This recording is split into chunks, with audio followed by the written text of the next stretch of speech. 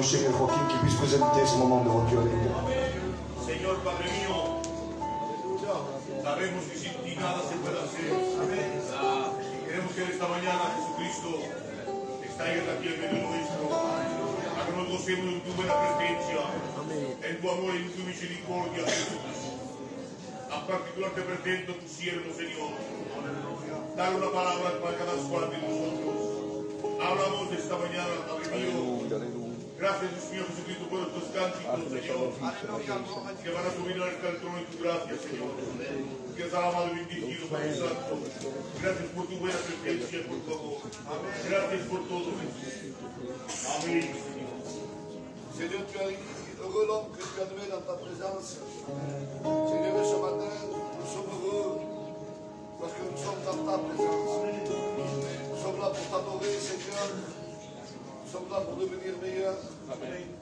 Seigneur, merci pour, Seigneur, l'endroit où nous sommes. Amen. Nous sommes bien, Seigneur, avec toi. Amen. Nous bénis cette réunion, Seigneur, pour la conduire et accorde ta grâce à ton serviteur. Dans le nom précieux et glorieux de Jésus. Amen.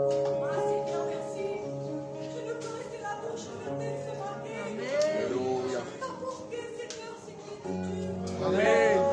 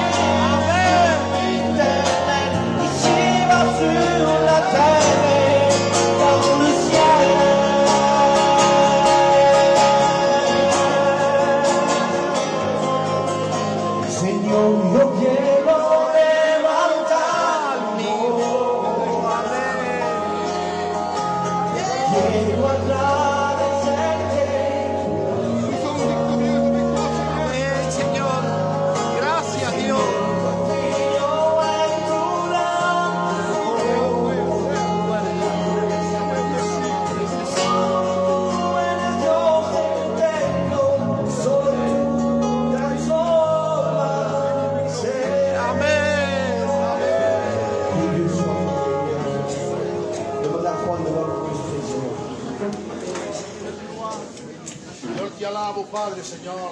Te doy gracias, Señor, por estos momentos preciosos, Maestro, porque tú te encuentras aquí, Señor. Gracias, Maestro, porque tú habías previsto estos momentos. Bendice cada hermano, cada hermana, Señor. Urge a tu servitor, aleluya, en el nombre de Jesús. Gracias, Maestro. Amén.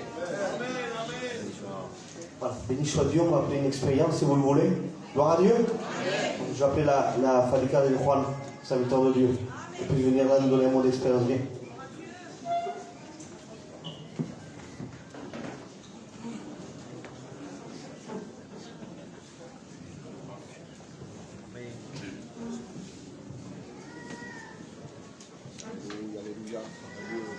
Ce Seigneur d'appartenir à Dieu.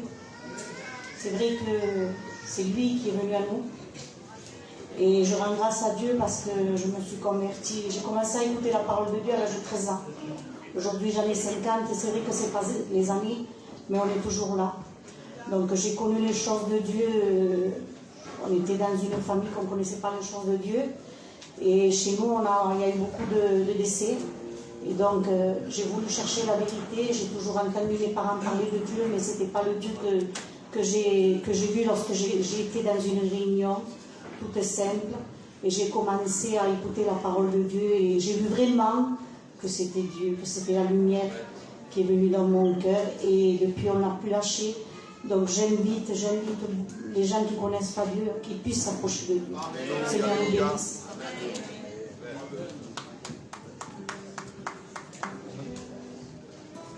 Voilà, gloire à Dieu, amen. J'avais peur de tout comme tout, alors voilà, je suis dans la joie, je vous dis la vérité ce matin de pouvoir être avec vous. Des fois, des serviteurs vivent des temps compliqués. Et je vous dis la vérité, on ne devait pas être là ce matin. On travaille avec des frères, qu'on est le Ploug et qu'on est le Romain, qu'on est Consuelo. On fait une petite équipe, amen, travaille dans la jeunesse. Et bon, les frères ont pourvu, je vous dis la vérité, ça me réjouit de pouvoir être là. Et bien souvent c'est comme ça, on ne veut pas venir, je dis Seigneur, si j'attendais la dernière opportunité, voilà, s'il y a un souci, ben, je resterai à la maison. Mais quand on vient, qu'on participe à la bénédiction, on n'a plus envie de partir. Je vous dis la vérité. On doit prendre le bus tout à l'heure, vous s'arrêtez de moi, je vais rester là. Pourquoi? Parce qu'on est bien entre chrétiens, serviteurs de Dieu, je vous dis la vérité. Et moi je suis à ma place, là, je vous dis la vérité. Quand je suis avec mes frères, avec mes soeurs, je suis à ma place. Amen. Alors je voudrais chanter un cantique avec vous, les frères m'ont demandé de le chanter. Amen. Et tout ce qu'on fait, c'est pour la gloire de Dieu. Amen.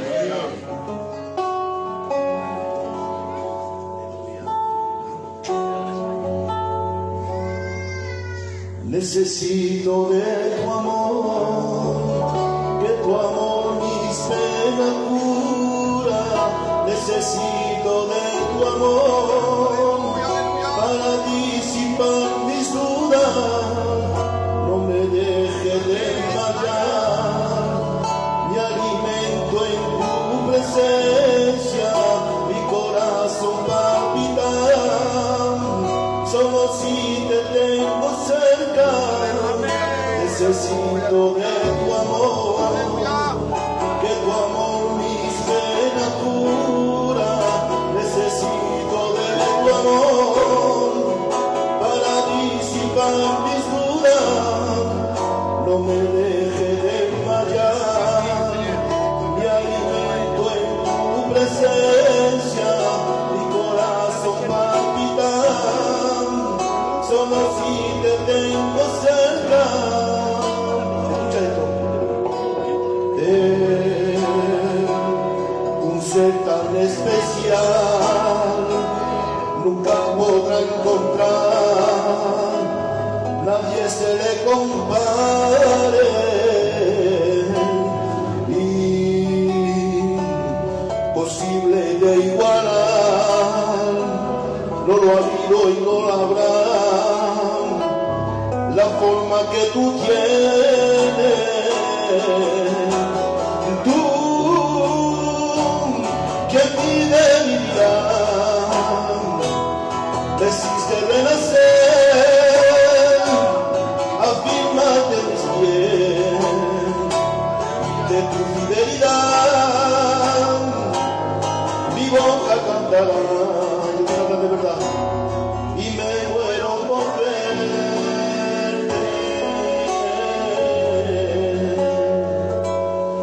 donde se sacian de bien mi boca, es donde quiero estar en tu pecho, es donde sale todo mi anhelo. Allá en la cruz yo vivo y muero. Qué bien me sabe los dichos de tu boca, son como estanques de agua en el desierto, que otros se gocen, tienen su deleite. Yo con mi galicia, allá en la cruz yo vivo y muero. Necesito de tu amor, que tu amor mis penas cura. Necesito de tu amor para disipar mis dudas. No me deje desmayar, me alimento en tu presencia, mi corazón palpitar, solo si te tengo cerca.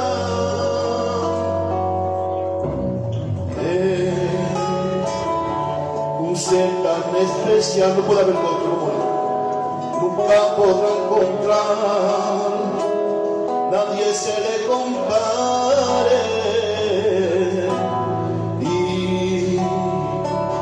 imposible de igualar, no lo ha habido y no habrá, la forma que tú tienes.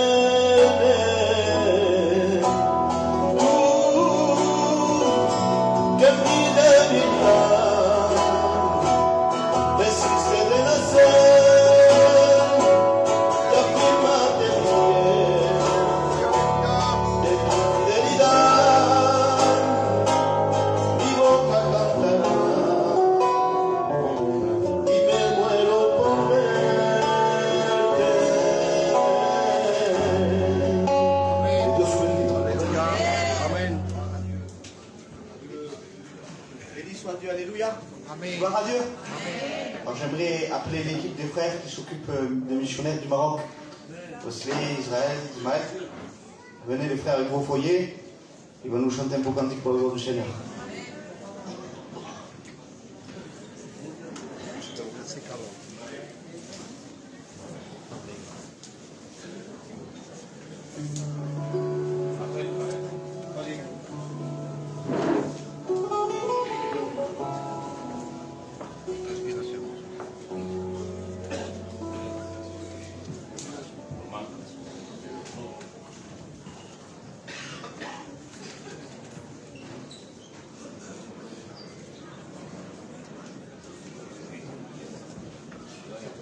Alléluia. C'est l'équipe de chant.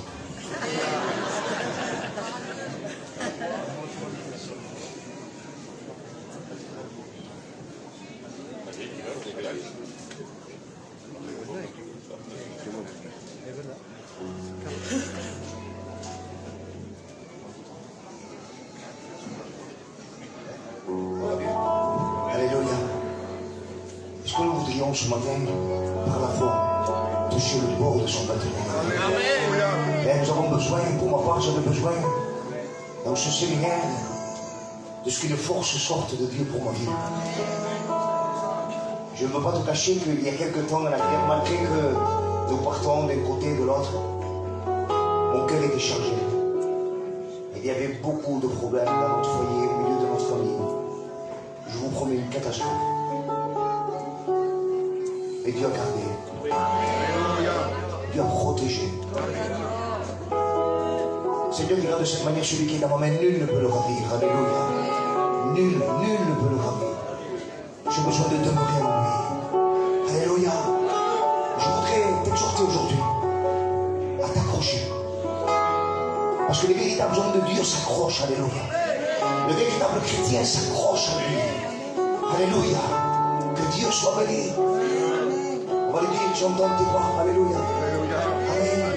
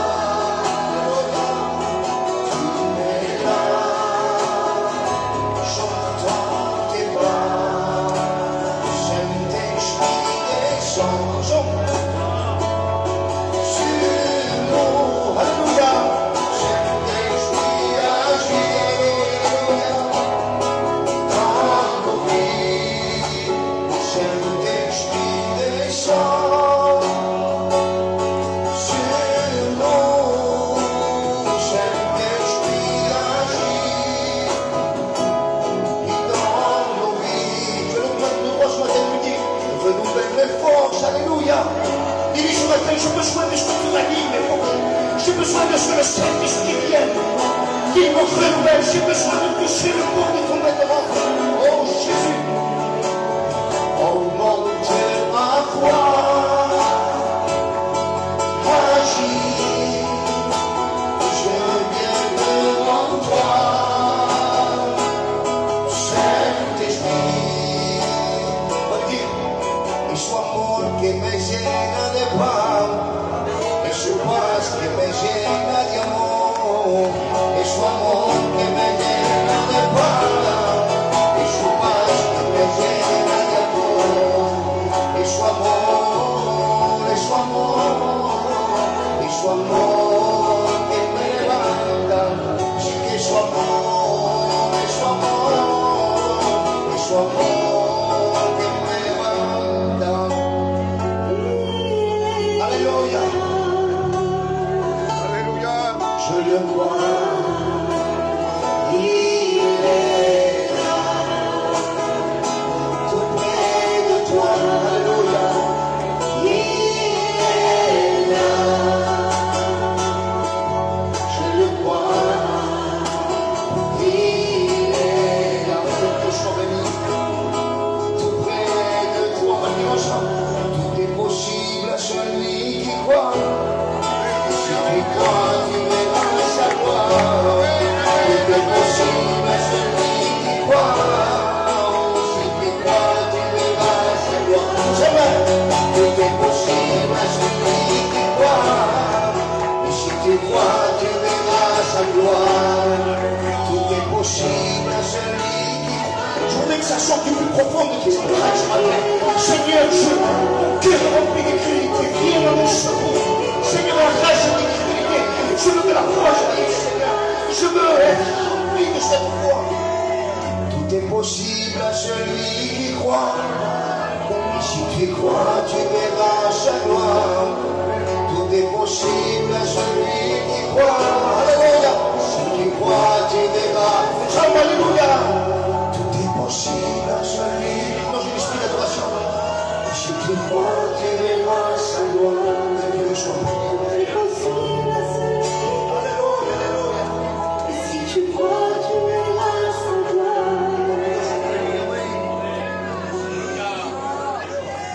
Gloire au Seigneur, amen. Voilà, juste dire un mot. Si vous voulez mieux, il y a Israël, le frère Israël, amen. C'est notre trésorier en tant qu'action missionnaire. Il y a Francky qui n'est pas là, il n'a pas pu venir parce qu'il est tombé malade. Il est le secrétaire de notre action missionnaire. Et nous sommes une équipe. Il n'y a pas de chef, on est une équipe. Amen, qui nous sommes en train de travailler dans l'œuvre du Seigneur. Mais il n'y a pas que le Maroc. Il y a le Portugal. Il y a aussi la Corse. En est Israël de partout. Il y a l'Argentine. Et ça se fait un travail. Je vous dis bien, on est une équipe.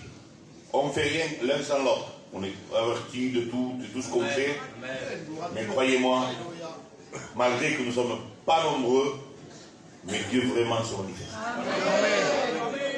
Quand on voit des personnes qui se mettent à pleurer, qui ne connaissent pas Dieu, quand on voit des personnes qui agissent et qui nous reçoivent, qu'on est là et que vraiment on voit la main de Dieu, je vous promets que c'est vrai.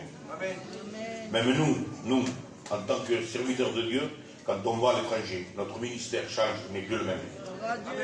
On se sent quelqu'un d'autre. Et je remercie Dieu, amen, pour ce travail. Je vous dis ça pour qu'on a besoin de vos prières. Priez, puisque amen, pour que Dieu envoie, amen, beaucoup d'ouvriers dans la maison.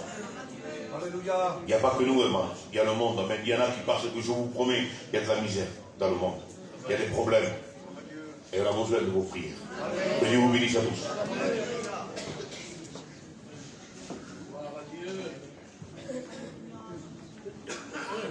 Gloire au Seigneur.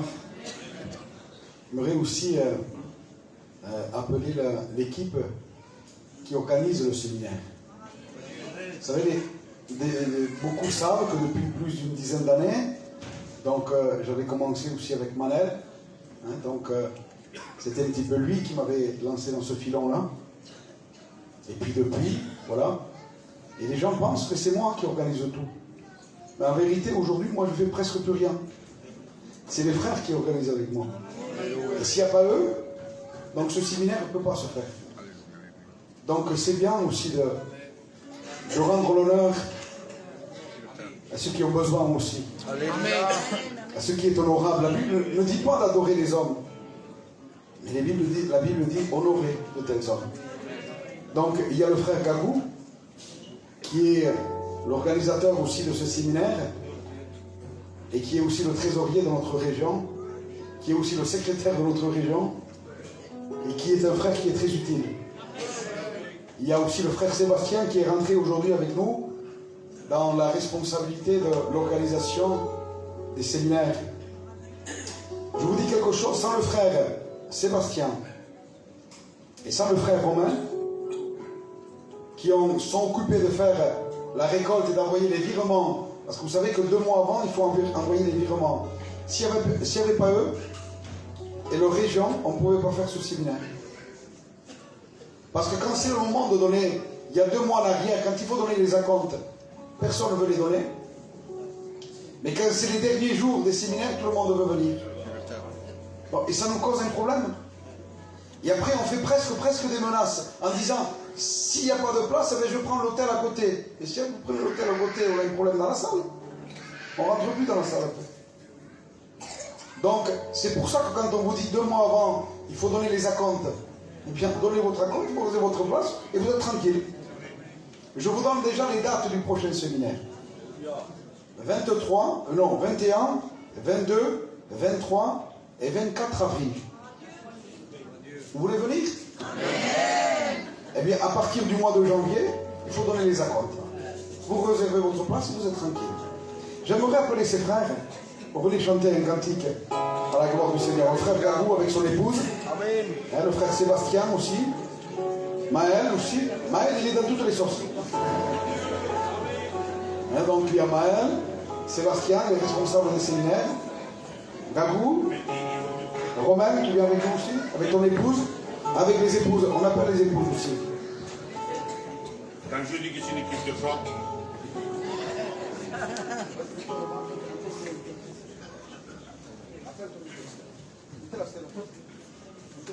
attends, t'es là. La madouama. Tu me peux trouver. Si. Gloire au Seigneur, amen. Je suis partout, de verdad. On le chante ensemble esta mañana. Todo lo que tengo, Señor, me lo has dado tú. Amén. Gloria a Dios.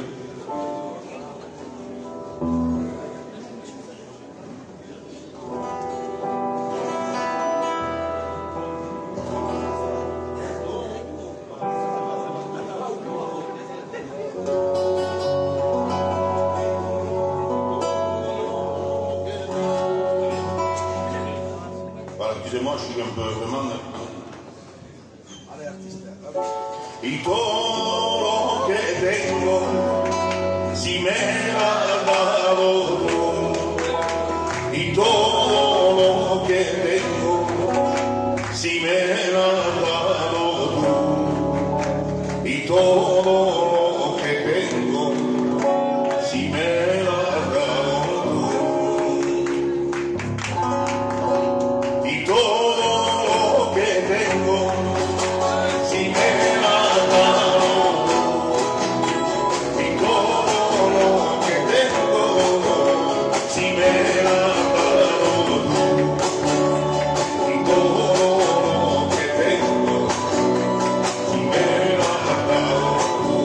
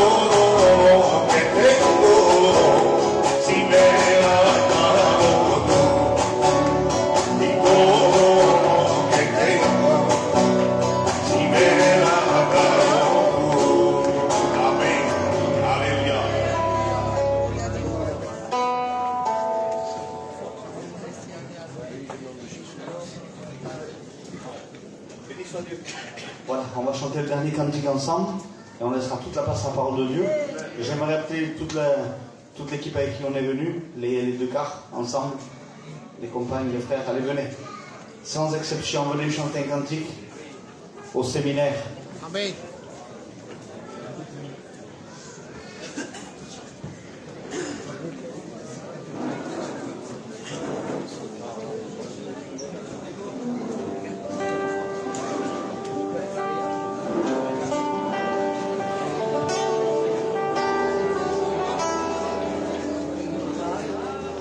J'ai dit sans exception, sinon je vous appelle par votre nom. Allez Maya, allez. Je vous dis la vérité, Seigneur, ce séminaire nous a bénis plus que bénis. Je bénis le nom de Dieu en vérité.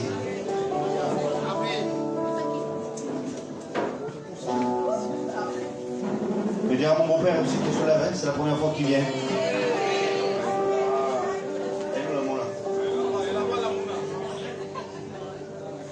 On arrive. D'abord toi aussi, non?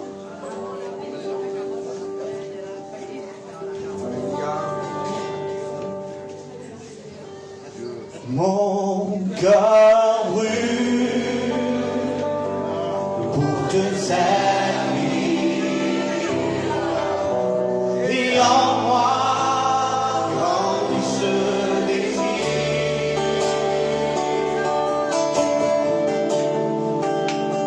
Ton amour me comble de joie.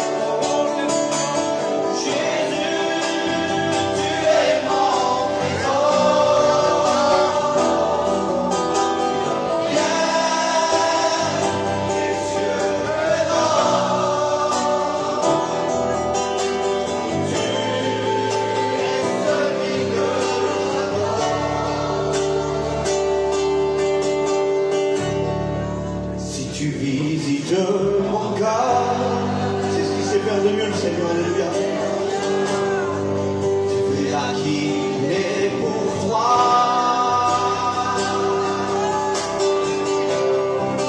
Et que rien dans ce monde ne te remplacera.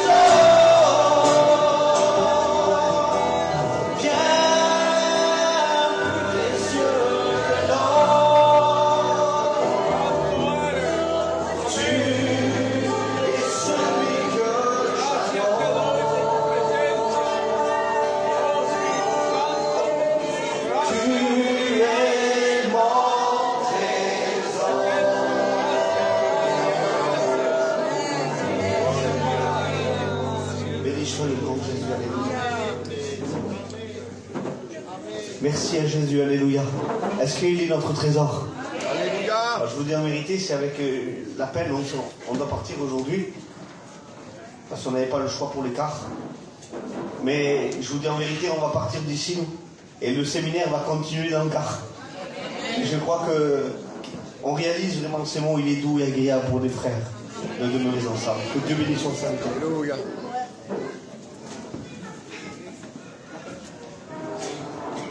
Je vous ai filmé quand même un peu tout ça. Vous prenez le ballon. J'ai essayé de faire comme le carrière. Ah, et toi, oui. T'as bien fait, mon frère. Dieu te bendiga mucho, hermano.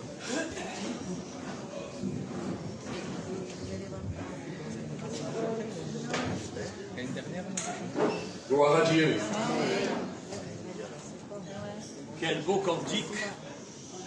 Quel beau cantique et que des belles paroles. Jésus, tu es mon trésor. Quelle passion il y a dans ces deux mots. Jésus, tu es mon trésor. Est-ce que Jésus est votre trésor? Est-ce que vous avez toujours ce trésor? Est-ce que ce trésor ne s'est pas un petit peu déprécié peut-être au fond de vos cœurs? Ah, il n'y a plus d'amen. Est-ce que votre trésor ne s'est pas un peu fané au fond de votre cœur? Est-ce qu'il est toujours et demeure votre trésor?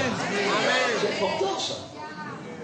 Il y a deux mots qui ressortent dans la Bible et qui m'ont interpellé et qui m'ont amené à une certaine méditation que j'aimerais partager avec vous ce matin. C'est le mot perdre et le mot abandonner. Est-ce que vous voyez la différence entre perdre et abandonner? Au premier abord, on a l'impression que c'est deux mots qui se ressemblent. Perdre et abandonner. Et pourtant, il y a une différence entre perdre quelque chose et abandonner. Perdre quelque chose, c'est bien souvent involontaire. Hier, on a demandé qui a perdu les clés d'une Mercedes. C'est perdre. Je pense que celui qui a perdu les clés de sa Mercedes, il ne l'a pas fait exprès.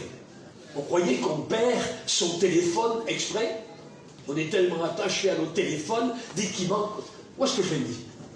Hein? On panique. On panique. Quand on perd un enfant dans un supermarché, la maman, elle panique. On a peur. Je l'ai perdu. Je ne sais pas où il est, mon petit. On me l'a volé. C'est vrai. Aussitôt, on dramatise la situation quand on perd quelque chose. Perdre, c'est involontaire. On ne fait pas exprès de perdre. C'est involontaire. C'est une situation dans laquelle on se trouve et on égare un objet, on égare quelque chose. C'est tout à fait involontaire. On a l'exemple dans ce texte de l'évangile de Luc au chapitre 18 où il nous est parlé d'une femme. Une femme qui a 10 drachmes et qui en perd une. Elle l'a égarée. Elle ne sait pas où elle l'a mis. Elle a regardé dans son porte-monnaie, elle a compté 1, 2, 3, 4, 5, 6, 7, 8, 9. Attends, j'ai peut-être mal compté. 1, 2, 3, 4, 5, 6, 7, 8, 9. J'en ai que 9, il m'en manque une. Je l'ai perdue. C'est involontaire, elle n'a pas fait exprès. Elle ne l'a pas jetée par la fenêtre. C'est pas un acte volontaire, elle l'a perdue, elle l'a égarée. Elle est peut-être tombée de son porte-monnaie, je ne sais pas. Mais aussitôt, elle s'empresse pour la chercher. Pourquoi elle la cherche? Parce qu'elle en connaît la valeur. Quand elle en connaît la valeur. Et si vous ne recherchez pas ce que vous avez perdu, c'est que vous n'en estimez pas la valeur. Est-ce que vous comprenez ce que je veux dire? Si vous n'en estimez pas l'importance, la nécessité de l'avoir, le besoin de le posséder, le besoin impératif de le retrouver, c'est comme ça. Et c'est ce que la Bible nous enseigne. Perdre est un acte involontaire. Il y a des gens qui perdent quelque chose sur le plan spirituel, mais pourquoi? Comment se fait-il qu'ils ont perdu quelque chose? Ils se rendent compte quelquefois qu'ils ont perdu quelque chose. Ils ont perdu leur passion. Ils ont perdu peut-être quelques dons spirituels, je ne sais pas. Leur désir de servir Dieu. Ils ont perdu quelque chose. La plupart du temps, quand on perd quelque chose, c'est à cause de la négligence. Est-ce que vous êtes d'accord avec moi? La négligence. Pas attention, on met l'objet n'importe où. Sur un placard, dans un tiroir, et qu'après on se dit, où est-ce que je l'ai mis? Je ne me rappelle plus. La négligence. Ne néglige pas le don que tu as reçu, dit l'apôtre Paul à Timothée. C'est important ça. Ne pas le négliger, parce que si tu le négliges, eh bien tu vas en quelque sorte le laisser mourir, ce don-là. Ce don-là ne deviendra plus essentiel dans ta vie. Il y a des choses essentielles dans la vie qu'il ne faut jamais, jamais, au grand jamais, perdre. Déjà, à la base de tout, notre salut. D'abord, l'apôtre le dit dans l'épître aux Hébreux, il dit, mais qu'arrivera-t-il si nous perdons, si nous négligeons un si grand salut? Qu'arrivera-t-il? Quelles seront les conséquences si nous négligeons un si grand salut? Et il y a des gens, ils ne se rendent pas compte qu'en définitive, en jouant avec le feu, ils se brûlent. Et ils ne vivent pas véritablement comme des chrétiens, alors ils perdent, je dirais, la saveur, l'importance, l'essentiel de leur salut. Ils ont l'apparence de la piété, comme dit l'apôtre Paul, mais ils ont perdu ce qui en fait la force. Vous voyez, la perte. L'apparence de la piété, pour chrétiens, il n'y a pas de problème. Mais quand vous grattez un peu le vernis, vous vous rendez compte qu'ils ont perdu l'essentiel. La force, l'onction, la communion, la relation, l'intimité avec Dieu. On peut perdre des choses. C'est grave quand on perd des choses. Bon, si vous perdez un objet, si vous perdez votre téléphone, vous allez chez iPhone, vous en achetez un autre, c'est pas un problème. On arrive toujours à remplacer les objets que l'on perd. Même si quelquefois ils ont de l'importance, ça coûte cher de le remplacer. On arrive toujours matériellement à remplacer ce que l'on a perdu. Mais laissez-moi vous dire, dans les choses spirituelles, ça coûte quelquefois cher. Ça cher. Et quelquefois, il faut passer du temps, de l'énergie, de la consécration, de la repentance pour retrouver ce qu'on a perdu. Est-ce que vous comprenez ce que je veux dire? Amen. Je dirais que la chose qui est bonne, qui est essentielle, c'est déjà de prendre conscience qu'on a perdu quelque chose. Parce que tant que vous n'avez pas eu conscience que vous avez perdu quelque chose, vous ne le chercherez pas. Est-ce que vous comprenez ce que je veux dire? Si vous savez que vous avez perdu quelque chose, vous allez le chercher. Mais si vous n'avez pas conscience que vous avez perdu quelque chose, si vous vous dites, oui, je suis chrétien, il n'y a pas de problème, oui, voilà. Vous n'êtes pas conscient que vous avez perdu quelque chose, qu'il vous manque quelque chose, qu'il y a une saveur qui n'existe plus, que le sel n'y est plus. Est-ce que vous comprenez ce que je veux dire? Le sel n'y est plus, la saveur n'y est plus, le goût n'y est plus, la joie n'y est plus. Alors quand vous réalisez ça, quand vous prenez conscience, alors vous vous dites, c'est pas possible, j'ai perdu ça, j'ai perdu quelque chose. Alors quand on a conscience, je dirais que c'est déjà un pas vers ce que vous allez retrouver. Il y a déjà un pas, il y a déjà un signe. Le signe, le fait qu'en définitive, vous êtes là sur une démarche de recherche pour retrouver ce que vous avez perdu. C'est important ça. Christ, ma passion. Avez-vous toujours cette passion pour Jésus-Christ? Cette passion. C'est important. Quelquefois on néglige, on ne fait pas attention. Regardez l'histoire de Samson. Samson, c'est involontaire. Il n'aurait jamais voulu perdre l'onction. J'en suis sûr. Vous lui aurez demandé à Samson, Samson, oui, est-ce que tu veux perdre l'onction? Ah mais non, sûrement pas. L'onction, elle est sur moi. C'est ce qui me fait porter les portes de la ville jusqu'au sommet de la montagne. C'est ce qui m'a fait trucider et tuer tous les Philistins. C'est ce qui m'a fait briser les chaînes. Ah, l'onction, je l'ai, l'onction. Je la perdrai jamais, jamais, jamais. Et pourtant, la séduction de Dalila, elle devait être belle. Mamma mia. Quelle femme. Pour aller séduire un homme comme Samson, croyez-moi, elle en avait des atouts. Et bien voilà, il s'est laissé endormir. Endormir. Ça va vite, hein? On a vite fait de dormir dans les bras de Dalila de ce monde. Il nous endoure, il nous séduit, il nous flatte. Il nous flatte. Et sans se rendre compte, tombant dans un sommeil de bienheureux. Parce que quand on tombe dans le sommeil des bras du monde et des bras de la Dalila du monde, on croit qu'on est encore heureux. Il se sentait heureux. Mais je suis heureux, moi. Je suis bien. Qu'est-ce que tu me reproches? Mais non, je fais mes petites affaires, je suis heureux. Je suis bien. Bien sûr, t'es bien, mais t'es dans les bras de la Dalila. Elle va te manger. Elle va te caresser tout doucement, elle va t'endormir, et tu vas tout perdre, mon petit Samson. Et à un moment donné, on a crié, Samson, les Philistins sont sur toi. Le problème arrive, l'ennemi est là, la confrontation est là, la réalité, tu dois y faire face maintenant, Samson. Je réveille. Qu'est-ce qui se passe? Oh, mais de toute façon, je m'en sortirai comme les autres fois. J'ai l'habitude, j'ai l'expérience. Ça fait 40 ans que je suis converti. Moi, je ne suis pas comme les petits jeunes, là. Ça fait 30 ans, ça fait 20 ans. Ça va pour un petit jeune de se faire avoir. Moi, je ne peux pas me faire avoir. Est-ce que vous comprenez ce que je veux dire? Je ne peux pas me faire avoir, moi. Et pourtant, je vais vous dire une chose.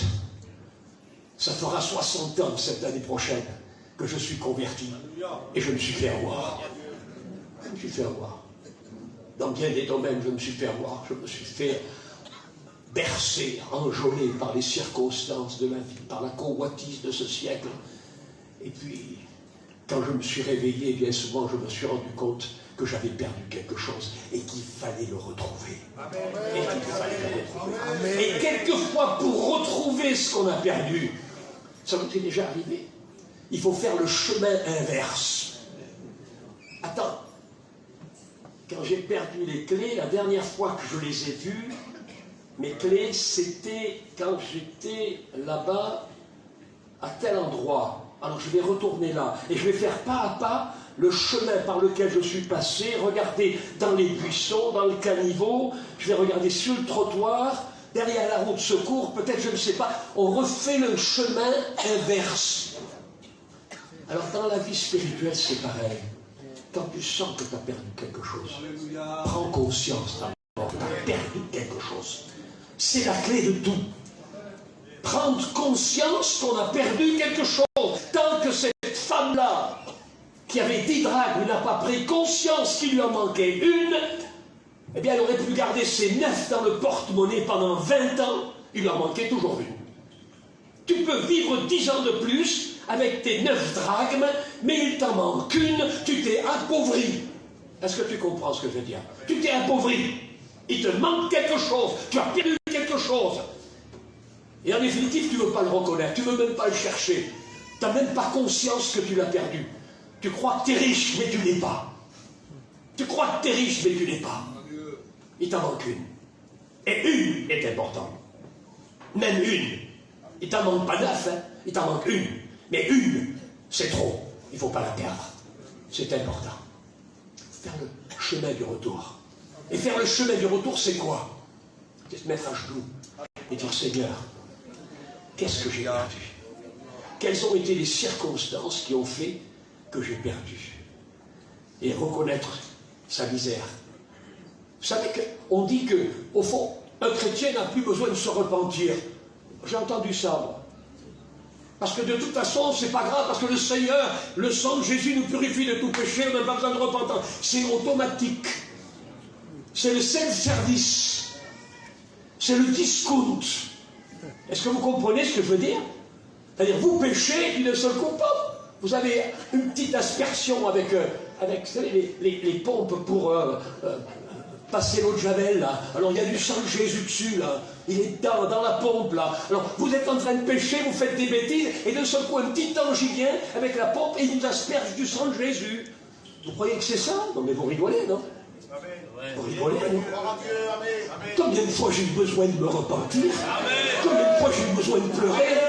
Combien de fois j'ai eu besoin de me mettre à genoux et de manger mes poings, de manger mes doigts, de pleurer la misère, de dire Seigneur, Seigneur, qu'est-ce que j'ai fait, Seigneur? Pourtant, je n'ai pas commis de crime, mais ma conscience me disait que c'était mal. La Bible dit que celui qui confesse ses péchés, ses erreurs même ses trébuchements, parce qu'il ne s'agit pas d'avoir commis des péchés, vous n'êtes pas des voleurs, des criminels, on ne parle pas de ça, mais nos faiblesses, nos petites faiblesses de tous les jours, on est conscient qu'on a perdu quelque chose, on a attristé le cœur de Dieu, et quand on attriste le cœur de Dieu, on perd quelque chose. On perd quelque chose. Vous n'avez jamais attristé le cœur de Dieu? Vous n'avez jamais attristé le cœur de Dieu? C'est exactement que si vous attristez le cœur de votre épouse, par une réflexion, par un mot, par quelque chose, par une attitude, ou vous avez oublié de lui offrir des fleurs pour le jour de son anniversaire, ou de peut-être lui offrir une bouteille de champagne pour l'anniversaire de mariage. Moi, ma femme, elle aime ça. Ça fait... Vous comprenez, ça fait 55 ans qu'on est mariés, mais ça fait 55 fois que j'ouvre le champagne pour elle. C'est normal. Et si jamais j'oublie, elle dira rien, mais je sens qu'il y a quelque chose. Oui, attristé. Est-ce que vous comprenez ce que je veux dire? C'est une petite tristesse comme ça. C'est des petites tristesses accumulées à d'autres tristesses qui font qu'on perd la passion. On perd la passion. Savez-vous que la routine, là je parle en vieux marié, et il y a des plus vieux mariés que moi ici, la routine tue l'amour. C'est vrai ça, hein? La routine tue la passion. Alors on est baptisé, on est chrétien, on va à la réunion, on tombe dans la routine évangélique. Parce que ça existe ça. Tu ne savais pas que ça existait, Maël? La routine évangélique. Hein, Dominique? La routine évangélique, tu connais ça, toi? Avant, on avait la routine catholique. On allait brûler une bougie, on revenait, on repartait, on allait faire un petit signe de croix, de je vous salue à notre Père, et puis c'était fini. La routine. Mais il y a la routine évangélique. Je dirais que la routine évangélique est plus dangereuse que la routine catholique. Parce qu'on connaît, parce qu'on sait, on connaît la vérité. Alors elle est plus coupable que la routine catholique. Le pauvre catholique qui fait ça parce qu'il ne connaît pas autre chose. Il tombe dans une routine religieuse. Mais un évangélique comme nous, un chrétien baptisé donc, né de nouveau. Enfin, j'espère que vous êtes tous nés de nouveau, pour la plupart. J'en connais 2, 3 qui sont en train de naître de nouveau. Et je me suis réjoui quand j'ai écouté un couple me parler hier et qui m'a dit « Je crois que j'ai pris la bonne décision, je vais me baptiser avec ma femme. » Alléluia! Alléluia! Ça fait plaisir, ça, hein? Moi, ça m'a réjoui, hein? Ça m'a réjoui. J'ai pensé toute la nuit à lui. J'ai dit « Seigneur, bénis-le. Quelle belle décision il a prise. » Ah oui, la routine évangélique. Moi, je connais des couples, ils sont mariés depuis des années, ils ne se parlent plus. C'est dommage. C'est dommage, ils ne parlent plus. Moi, j'aime bien de temps en temps, je vais vous faire une petite confidence, elle aime bien de temps en temps aussi qu'on aille au restaurant tous les deux. Ça me fait plaisir. Même si ça serait que chez McDo, mais elle aime bien qu'on aille tous les deux. Faire un petit restaurant, se faire plaisir, pour casser la routine. Casser la routine. Un peu d'intimité dans le couple, ça casse la routine. Ça casse les habitudes. Est-ce que vous comprenez ce que je veux dire? Casser la routine avec Dieu. Ne vivez pas une vie chrétienne dans la routine, mais vivez-la dans la passion pour Christ. C'est important, ça. J'ai perdu quelque chose. J'ai perdu. Alors regardez, j'ai cité quelques exemples dans la Bible. Hein? Je vous ai dit tout à l'heure que certains peuvent faire l'œuvre de Dieu avec négligence. Il y en a comme ça. Même dans le ministère. On va parler du ministère un petit peu. Pourquoi pas? On est quand même une bonne quantité de serviteurs de Dieu. Savez-vous qu'on peut servir Dieu par routine? Hein? Au fond, on est serviteur de Dieu, on doit prêcher, c'est normal. Hein? Un prédicateur, c'est fait pour prêcher. Alors on prêche une fois par semaine, une fois tous les 15 jours, une fois tous les mois. Moi j'en connais des prédicateurs, ils prêchent une fois tous les 3 mois. Parce qu'il y a tellement de prédicateurs dans l'église, et puis en plus de ça, ceux qui passent derrière, de toute façon ça n'inquiète pas. Ils prêchent une fois tous les 2-3 mois. C'est pas grave pour lui, pourvu qu'il prêche, et pourvu qu'il ait sa carte de prédicateur. Mais je vais vous dire une chose, c'est un triste ministère. Un triste ministère. Je pense qu'il n'y en a pas ici. Je sais que vous êtes débrouillants. Vous aimez le Seigneur et vous aimez prêcher sa parole. Mais on en a des comme ça. On en a des comme ça. Des gars qui ne courent pas après la prédication. Je ne dis pas qu'il faut courir après l'estrade. Vous n'avez pas besoin de l'estrade pour prêcher l'évangile. Mais c'est ça qui fait la différence. Il y a des gens qui sont des prédicateurs d'estrade, ils ne se prêchent que quand ils sont sur l'estrade, et encore, il faut qu'il y ait du monde devant eux. Hein. Quand on leur dit c'est la réunion du mardi soir, il y a à peu près 40 personnes. Oui, mais fais-moi prêcher le dimanche, moi. Hein. Moi, le mardi soir, j'aime pas, il n'y a pas assez de monde. Moi, je prêche pour 2 personnes. Amen. Je suis allé au Kazakhstan, au Ouzbékistan. Pendant 1 mois, 2 mois, quelquefois, on prêchait pour 3 personnes là, 2 personnes là, 1 personne là, 5 personnes là. Et puis le Seigneur avait dit, aujourd'hui il y a des églises. Aujourd'hui il y a des églises. Mais j'ai jamais eu peur de prêcher pour 1 personne ou 2 personnes. Jésus non plus d'ailleurs. Il a été sur un bord de pluie. Et il a prêché, il s'est déplacé en Samarie. Il fallait qu'il passe par la Samarie. Il fallait. Il sentait dans son cœur que c'était une nécessité. Il avait le rendez-vous avec cette femme. Et il a prêché pour 1 femme. Et il a fait le plus beau des sermons. On en parle encore aujourd'hui. Pas bon ça. Pierre, il a prêché pour 3000 personnes. Et 3000 se sont convertis. C'est formidable. Mais Jésus a prêché pour 1. Soyez des prédicateurs pour 1 comme pour 3000. C'est important ça. Ayez la même passion. Je dis bien, ayez la même passion pour 1 que pour 3000. Parce que c'est à quoi vous avez été appelés. Et si vous êtes passionné pour 1, Dieu va vous donner 3000. Et si vous n'êtes pas passionné pour 1, à ce moment-là, vous ne saurez rien dire pour les 3000. Et vous allez faire fiasco. Vous allez échouer.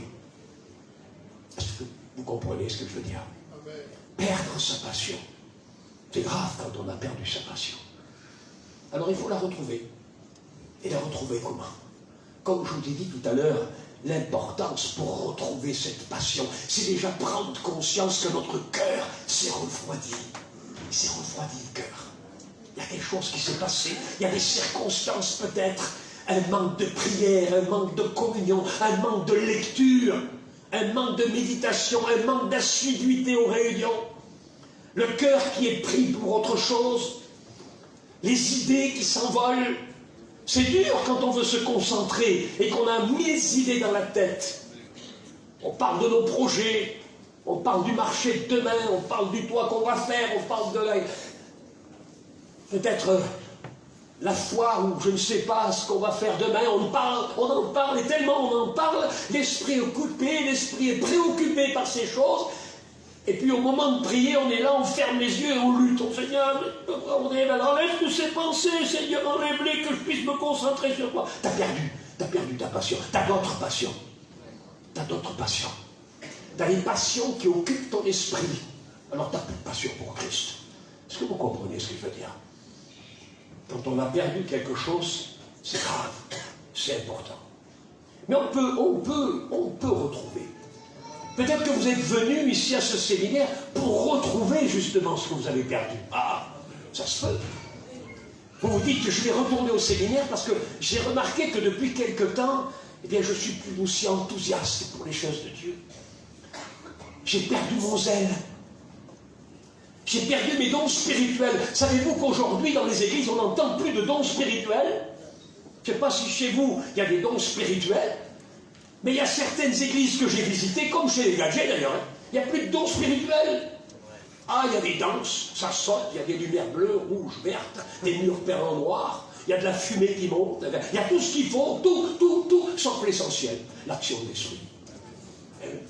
Moi je me rappelle, il y a 60 ans, quand je me suis converti, j'allais dans les églises de Pentecôte. À peine vous rentriez dans l'église de Pentecôte, qu'il y avait une onction de Dieu qui vous saisissait, qui vous glaçait. Et vous étiez assis, puis vous dites, ça y est, il va y avoir un don spirituel qui va révéler mon cœur. Puis d'un seul coup, une petite mémé là-bas, une petite mémé devant. La petite mémé. Vous la connaissez, la petite mémé? Et d'un seul coup, elle lève la voix. Une petite voix chevrotante, mais remplie de l'esprit. Et elle dévoile votre cœur. Parce qu'elle est animée par le Saint-Esprit et qu'elle a exercé un don spirituel. Mais laissez les dons spirituels s'exercer. On a tellement voulu encadrer les dons spirituels. Attention, il y a de la doctrine derrière. Mais laissez les dons spirituels. Prenez ce qui est bon et laissez ce qui est mauvais. Mais laissez agir le Saint-Esprit. N'attristez pas le Saint-Esprit. N'attristez pas le Saint-Esprit. Est-ce que vous comprenez ce que je veux dire? Où en sont nos églises? Je ne sais pas, je ne connais pas tellement vos églises. Je ne connais pas, je n'ai pas eu l'occasion de visiter vos églises. Je les ai visitées en tant que prédicateur, en tant qu'invité. Mais dans la vie courante de l'église, est-ce qu'il y a encore des dons spirituels? Dites-moi les pasteurs, il y a encore des dons spirituels qui sont exercés? Alors on dit, il ne faut pas plus que 3, hein. Bien sûr, il faut les règles, il faut faire attention, il y a de la sagesse. Mais on a tellement de sagesse, tellement de règles, qu'il n'y a plus rien. Comme ça on est tranquille, hein.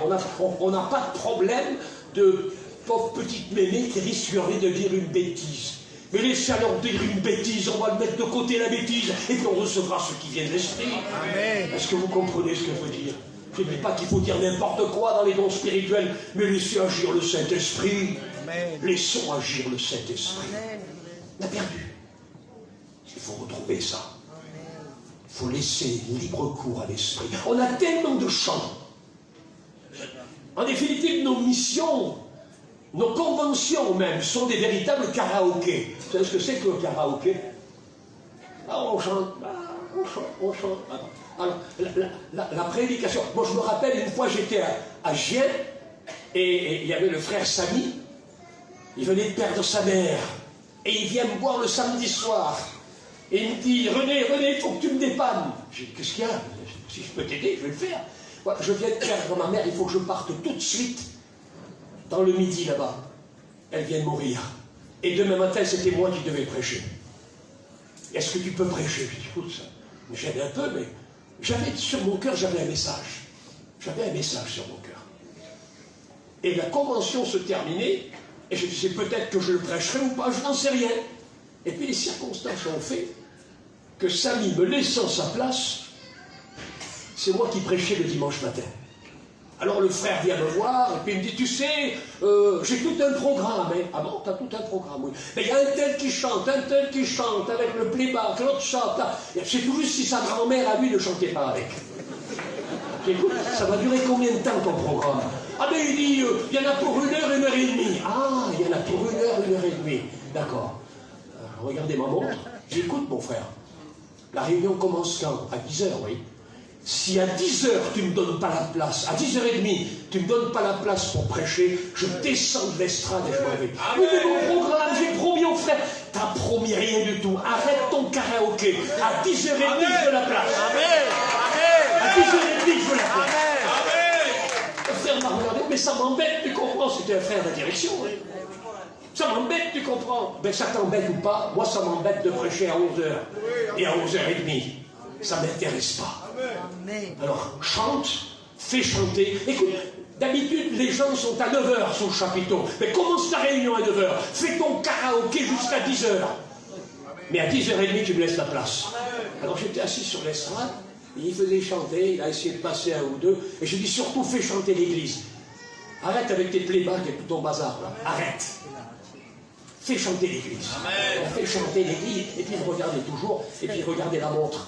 Et puis moi je regardais la montre, je lui avais dit à 10h30 je m'en vais. À 10h29, il m'a regardé, et il dit maintenant on va laisser la place à la prédication de la parole de Dieu. Je me suis levé, j'ai prêché. Vous comprenez ce que je veux dire? Où est-ce qu'on va? Laissons la place à l'essentiel. L'essentiel, c'est quoi? C'est que l'église chante. L'essentiel, c'est quoi? Que la prédication soit prêchée. L'essentiel, c'est quoi dans un culte? Un culte qui lui soit agréable. Un culte qui lui soit agréable. La Bible dit porter à Dieu un culte qui lui soit agréable. Vous croyez que celui est agréable au karaoké? Ben, il n'y a rien à foutre du karaoké. Ce qu'il veut, c'est la louange du peuple. C'est l'adoration. Est-ce que vous comprenez cela? C'est l'action puissante du Saint-Esprit. Alors l'essentiel, c'est la louange dans le chant, la parole et la louange dans la prière et l'exercice des dons spirituels. Ce sont les 3 choses essentielles dans un culte. On ne devrait pas avoir autre chose que ça dans un culte. On a perdu. Alors il faudrait peut-être retrouver. Il faudrait peut-être gratter un peu, faire un peu le chemin du retour. C'est comme ça qu'on fait le chemin du retour. Attends, on va passer 1 an en arrière. Comment ça se passait? 2 ans en arrière, 3 ans, 5 ans, 10 ans en arrière. Comment ça se passait? 20 ans en arrière. Il faut dire qu'il se passait des choses avant. Il y avait une action d'esprit. Il y avait des pêcheurs qui venaient se jeter par terre devant, là, en train de pleurer. Il y avait des couples qui se réconciliaient. Arrêtons le karaoké, arrêtons toutes ces choses et recherchons l'essentiel. Perdu. Perdre. C'est terrible de perdre, hein? C'est terrible, là. On peut perdre aussi son zèle pour Dieu en tant que serviteur de Dieu. Je vous en ai parlé tout à l'heure. Même les missionnaires peuvent perdre leur zèle. Je vous dis, les frères qui partent, les missionnaires, là, je vous ai vu tout à l'heure, ça m'a réjoui. Partez au Maroc, partez en Corse, vous partez au Portugal, béni soit Dieu pour ça. Mais surtout, gardez votre zèle. Gardez votre zèle. Que rien ne fasse perdre le zèle que vous avez pour le salut des âmes. C'est pas le zèle pour la promenade, hein. Parce qu'il y en a des gens qui pensent que quand on est missionnaire, on va se promener. Je vais vous dire non. Vous avez écouté ma femme, elle vous a raconté des témoignages. Quand on va en Sibérie, je vais vous dire une chose, moi je pars des fois 2-3 mois dans les pays comme ça, en Russie, au Kazakhstan, au Ouzbékistan. J'ai jamais dormi dans un hôtel. Moi je dors pas dans les hôtels. Je dors pas. Et je mange pas au restaurant. Je dors chez les gens et je mange chez les gens. Pourquoi? Parce que c'est la meilleure façon de rester avec eux, de leur parler de Jésus. Amen. C'est la meilleure façon. Vous restez jusqu'à 2-3 heures du matin dans la maison, autour d'une tasse de thé, et vous parlez de Jésus. Et le travail se fait, l'œuvre se fait. On dort par terre s'il le faut. Ça m'est arrivé de dormir dans une baignoire. Une baignoire, il n'y avait pas de lit. Et les frères, ils ont dit, mais écoute, on n'a rien pour toi, on va te faire un lit. Où ça? Dans la baignoire. Eh bien, mettez pas un lit dans la baignoire. Alors, ils ont mis des couvertures dans la baignoire. Heureusement qu'ils n'ont pas ouvert le robinet, parce que je me suis noyé. Et ils m'ont fait un lit dans la baignoire. C'était une grande baignoire quand même, mais c'était une baignoire. Et j'ai dormi dans la baignoire. Et ça m'est arrivé une fois d'arriver dans une maison. Je vais vous raconter cette anecdote. Vous allez rigoler. Je ne sais pas si je la raconte. Qu'est-ce que t'en penses? Je la raconte? L'histoire en Pologne. Oh. Alléluia. Amen. Amen. Amen. Vous la connaître? Amen. C'était en 1967. 1967, ça remonte loin, ça. Oh là là. Mon premier voyage missionnaire avec le COSEC. On partait dans les pays de l'Est. Pour 2 mois. On n'avait pas un sou dans la poche. Juste de quoi mettre de l'essence, acheter un bout de pain, un bout de sandwich, quelques oignons et quelques pommes, et un bout de lard, quelquefois sur la route. On part avec le COSEC et avec 2 frères. Le frère Stévo, et le frère Tutur. Le frère Tutur, c'était un grand gaillard, pour ceux qui l'ont connu autrefois, peut-être les jeunes ne connaissent pas. C'était un manouche, Stévo était un Rome, et puis on était ensemble, on part. On arrive en Pologne. Arrivé en Pologne, le frère, un petit gageot qui connaissait les gitans, il nous a amenés chez les gitans là-bas. Ah, on a prêché l'évangile, on était heureux, c'était formidable. Il y avait une action de l'esprit extraordinaire, on était vraiment bénis par le Seigneur. Et le frère me dit, écoutez, vous allez dormir chez nous. Alors j'étais content, le COSEC aussi, on n'avait pas un sou. On va dormir chez lui, la pièce. On va sauver une nuit d'hôtel. Attention, on n'avait pas de sous pour aller à l'hôtel. La plupart du temps, on dormait dans la voiture. On était content. On arrive chez lui, bon petit pasteur de Pentecôte, petit Chorello. Il parlait un peu français parce que son père avait été mineur dans le Nord et son père parlait français. Il avait une petite église, il avait une femme avec 2 enfants. Et il dit, vous allez dormir chez moi. On va dormir chez vous, frère, au contraire, pas de problème. On arrive dans la maison, il y avait une seule pièce, une grande pièce. Il n'y en avait pas 2, il y en avait une qui servait de salle de bain, qui servait de cuisine, qui servait de chambre à coucher et de salle à manger. Je dis, où est-ce qu'on va dormir là? Et puis je vois un grand lit de 2 mètres de large. Et puis un petit lit à peu près de 130. Alors le frère dit, voilà, le frère Tutur et le frère Stévo, vous allez dormir dans le petit lit tous les 2. Et vous, pasteur Le COSEC, avec René, vous allez dormir dans le grand lit. Je dis, ça va pas, on pourrait dormir tous les 4 dans le grand lit. Et les pauvres frères, ils sont dans un petit lit tous les 2. Non, vous dormez là, dans le grand lit, et le frère Stévo et le frère Tutur, vous dormez dans le petit lit. Bon. Le moment est venu qu'on se couche. Stévo et Tutur se couchent dans le petit lit, les uns coincés dans l'autre. Hein? Et puis le COSEC et moi, on se couche dans le grand lit. COSEC au bord, moi au milieu, couche dans le grand lit. C'est pas possible, un grand lit comme ça. Et puis le frère, d'un seul coup, il était à la lumière, il se couche à côté de moi. Il est là. Et puis d'un d'un seul coup, madame arrive, elle se couche à côté de lui. Nous voilà tous les quatre dans le même lit. Le Cossec, René Janel-Lato, monsieur le pasteur et son épouse. Une grosse polonaise qui faisait au moins 120 kilos. J'ai dit, Seigneur Cossec, je vais accrocher à Cossec. Accrocher à Cossec. Il dit, arrête, tu me pousses, je vais tomber. Et j'étais là où je n'ai pas poussé, qu'est-ce qui m'arrive? Mais le problème n'est pas là, à 4 heures du matin, monsieur le pasteur bouge. Qu'est-ce qui se passe, frère? Je m'en vais travailler. Vous partez travailler, frère? Oui, je suis obligé d'aller à la mine, mais je reviens, vous inquiétez pas, à 8 heures, je suis là. Très bien. Monsieur se lève, qui c'est qui est à côté de moi? Madame la pasteur.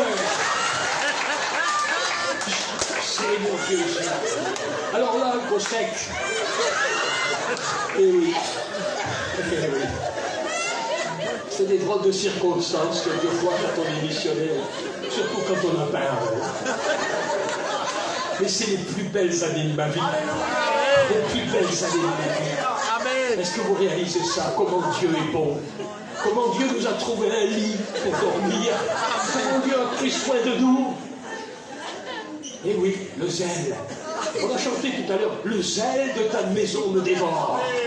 Le zèle de ta maison me dévore. Que le zèle de Dieu dévore mon cœur, dévore mon ministère. Amen. Pour sa gloire. Est-ce que vous comprenez ce que je veux dire? C'est important ça. C'est important. C'est des expériences inoubliables. Je pourrais vous en raconter jusqu'à demain. Et c'est pas le but. On n'est pas là pour parler de soi, on est là pour parler de lui. Et c'est ce qui est important. Alors nous avons donc vu ensemble ce que c'est que perdre. Et je vous ai surtout dit la démarche essentielle pour retrouver ce qu'on a perdu. Je le répète, parce que c'est important. C'est ça la clé. Si tu es venu ici, à ce séminaire, et que tu sens que tu as perdu quelque chose, ces années passées, ces mois passés, essaye de faire dans ta vie le bilan. Vous savez, on fait le bilan quelquefois. C'est important de faire le bilan. Chaque année, la mission, elle fait le bilan. Les dépenses, les recettes, les bénéfices ou les pertes. Alors, il faut faire le bilan spirituel. Quand tu sens qu'il y a une faillite quelque part, il y a une faillite. Dans une entreprise, on fait quelquefois des faillites, on fait des mauvaises affaires. On n'est pas à la hauteur. Et en définitive, on a perdu du bénéfice. On a perdu du bénéfice. Alors il faut faire le bilan. Peut-être que ce séminaire, pour vous, pour nous, pour moi, avec, je me mets dans le lot, et peut-être l'occasion, et je voudrais que ça soit l'occasion. Parce qu'un séminaire, c'est pas tellement se régaler à écouter la parole, c'est mettre en œuvre, en quelque sorte, ce que nous recevons de la part de Dieu. C'est essentiel. Mettre en œuvre, appliquer dans notre vie ce que l'on a reçu, les interpellations de Dieu, les interrogations de Dieu, les éveils de Dieu, les avertissements de Dieu. On doit en tenir compte, ou alors c'est pas la peine. Vous pouvez tous prendre le bus cet après-midi et rentrer chez vous. C'est dommage que les frères ne restent pas plus longtemps, ils sont obligés de partir, mais je suis sûr que leur cœur est gros. Leur cœur est gros, ils auraient voulu rester avec nous, mais les circonstances ne permettent pas. Et laissez-moi vous dire, avant de partir, les frères, avant de partir, faites le bilan. Faites le bilan pour savoir si ce séminaire a été positif, profitable, bénéfique pour vous. Amen. Autrement, ce n'est pas la peine de faire un séminaire au mois d'avril l'année prochaine. Tu te plantes, ça ne sert à rien. On peut faire des séminaires tous les 8 jours, mais si ça ne change pas, c'est du bidon. Est-ce que vous comprenez ce que je veux dire? C'est du bidon. Il faut que ça change. Il faut qu'il y ait des choses qui changent. Amen. Il faut qu'il y ait une évolution. Il faut que des rattrapages se fassent. Des prises de conscience se fassent. Des repentances se fassent.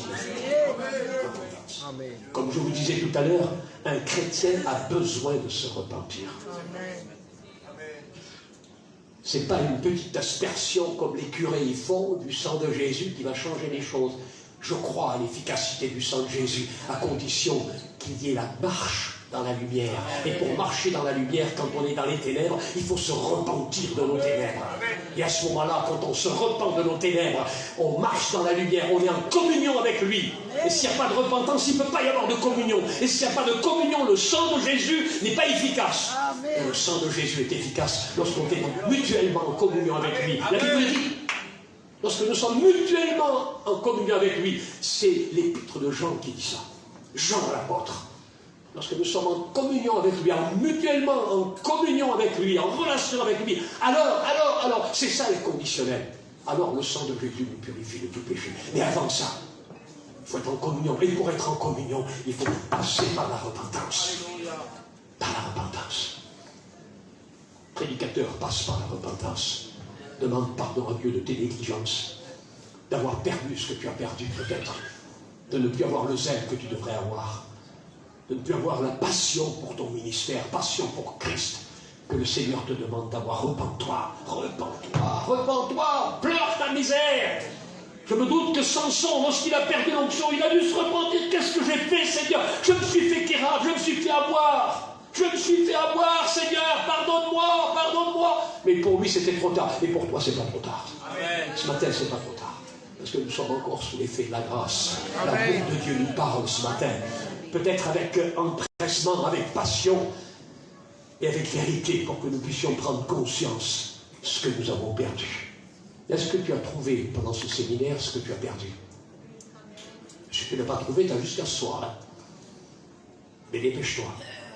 Dépêche-toi. Et si tu veux vraiment le trouver, mais place-toi devant Dieu, cherche la face de Dieu, repens-toi, demande pardon, prends conscience que tu as perdu, les uns après les autres. Je vais compter les pièces, la première, la deuxième, la troisième, je l'ai, la quatrième, la cinquième, la sixième. Ne néglige pas, il te manque la neuvième. Cherche-la, cherche-la, cherche-la, jusqu'à ce que tu la trouves. Balaye ton cœur, balaye ta maison, balaye ton foyer, balaye ton couple, balaye ton ministère s'il le faut, cherche-la. Ne dis pas j'en ai 9 autres, ça suffit, ça va, je suis bien comme ça, je suis quand même riche. J'en ai 9. La 10e, c'est l'essentiel. La 10e, c'est l'essentiel. Est-ce que vous comprenez ce que je veux dire? C'est important. Alors on va passer au deuxième mot, qui pour moi est important. Nous avons vu perdre, perdre, pour retrouver, perdre, et on retrouve. Maintenant, il y a le mot abandonner. C'est tout à fait différent. Abandonner n'a pas le même sens que perdre. Je vous ai dit que perdre, quelquefois, c'est accidentel, c'est involontaire, c'est de la négligence. C'est de la négligence, mais on peut retrouver. On peut retrouver. Mais abandonner, c'est une décision personnelle. Abandonner, c'est parce qu'on veut abandonner. On a décidé d'abandonner. Est-ce que vous comprenez ce que je veux dire? C'est tout à fait différent. Abandonner quelqu'un. Marie qui abandonne sa femme, il l'a décidé, il l'a mûri. Il a dit, c'est fini, j'abandonne ma femme et j'abandonne mes enfants. Est-ce que vous comprenez ce que je veux dire? Abandonner. C'est grave, abandonner. Et il y a des exemples dans la parole de Dieu. Regardez ce que dit, par exemple, la parole de Dieu. Si vous voulez, au sujet de l'église d'Éphèse, le chapitre 2 du livre de l'Apocalypse. Pourtant, c'est une église modèle. Elle a tout.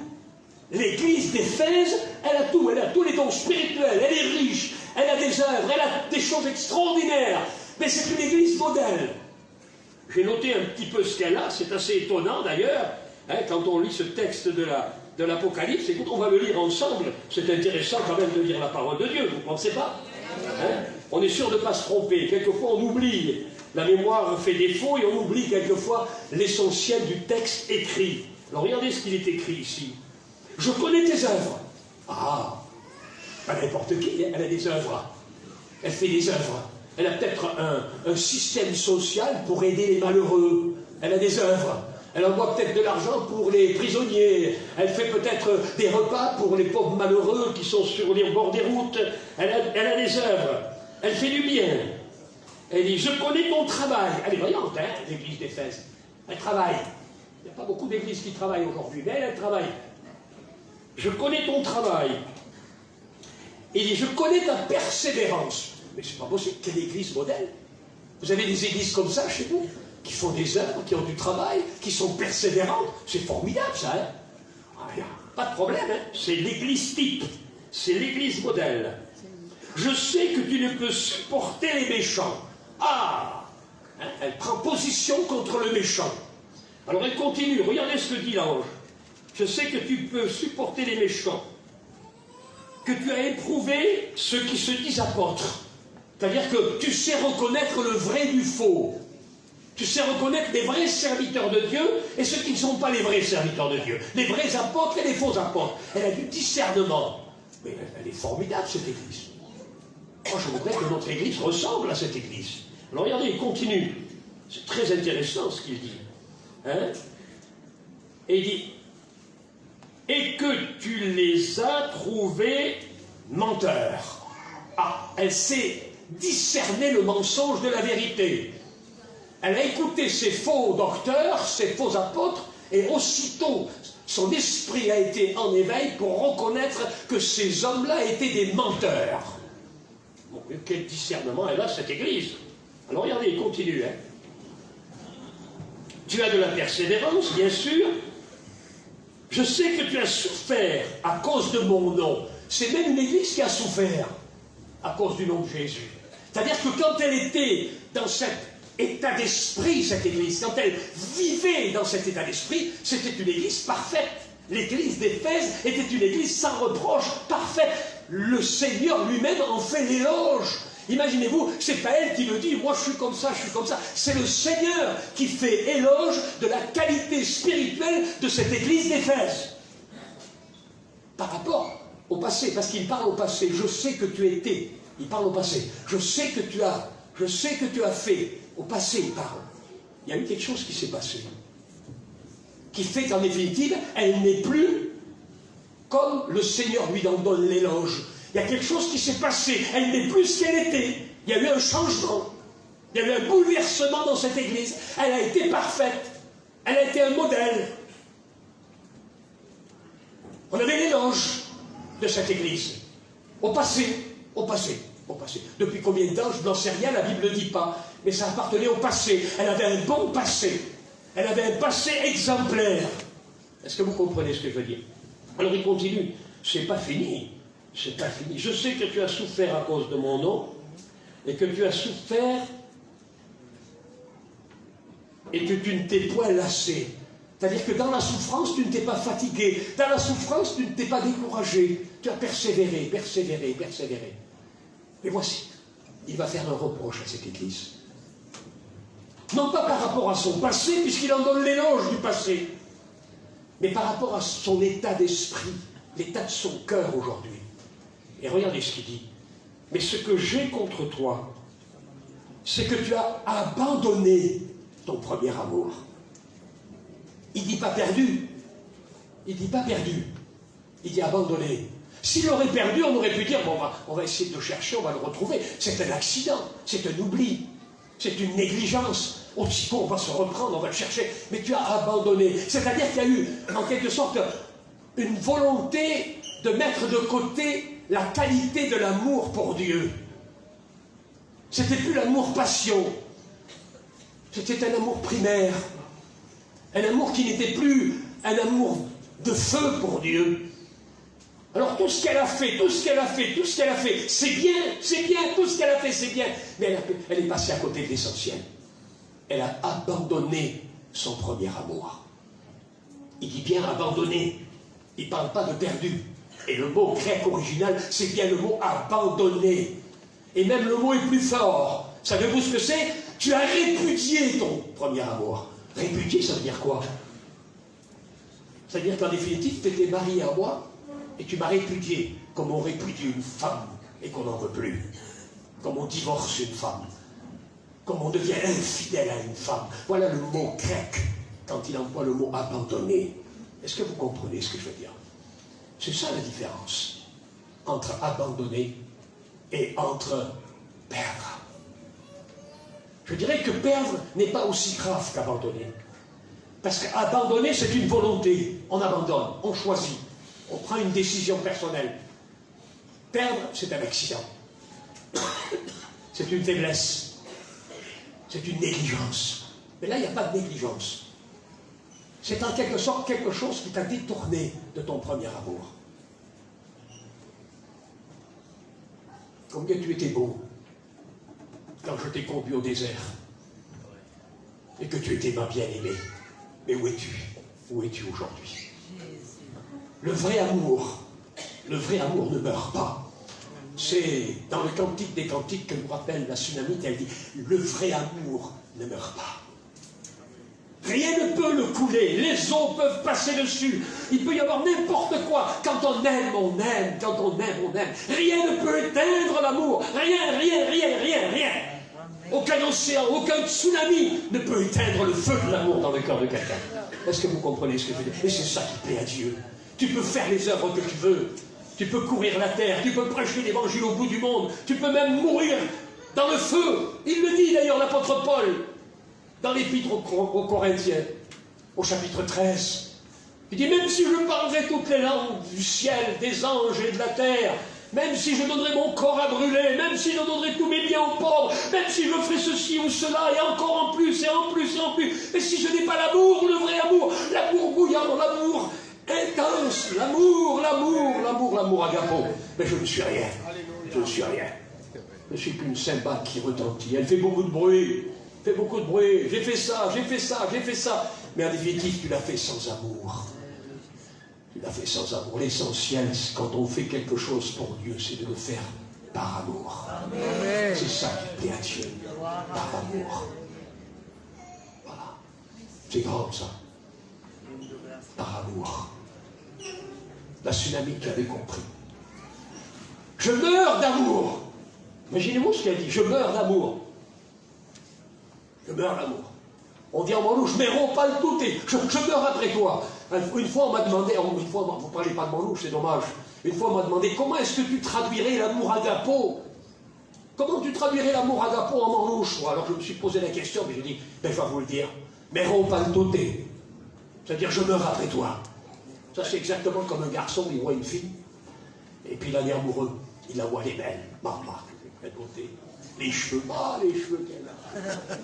Et puis alors ses yeux, là les yeux qu'elle a. Le nez, c'est carrément une merveille. Elle n'a aucun défaut, la fille, elle n'a aucun défaut.